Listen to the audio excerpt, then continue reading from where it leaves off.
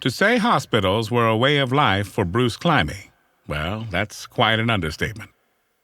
When Bruce was very young, he learned he was a diabetic. Insulin injections became a necessary part of life. That was 1939. Over time, he was diagnosed with coronary heart disease and then told his kidneys were failing. Dialysis 3 times a week also became a necessary part of life. And then there were the complications and infections, more than Bruce ever cared to count. But despite these ailments, Bruce didn't wallow in self-pity.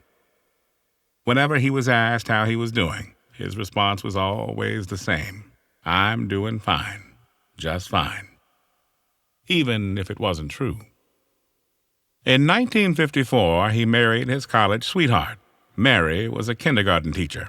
Bruce worked for the town's parks department.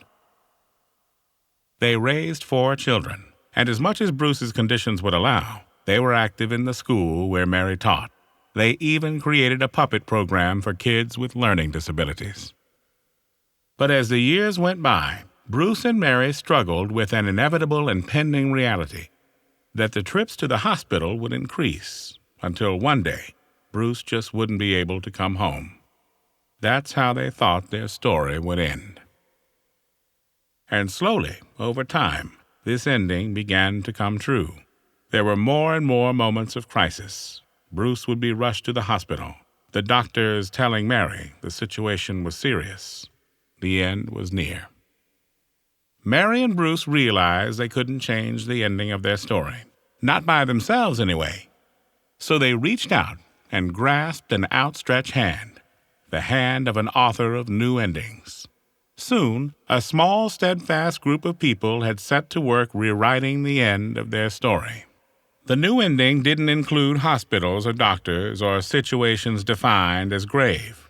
No, for Bruce, this new ending simply included Mary, his children and their spouses, and his 13 grandchildren and 4 great-grandchildren.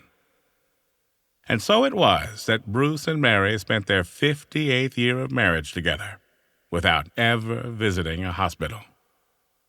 And as the last chapter closed on Bruce Climie's life, he was right where he wanted to be, at home, surrounded by family.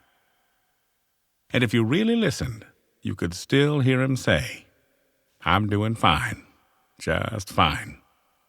His story had been rewritten.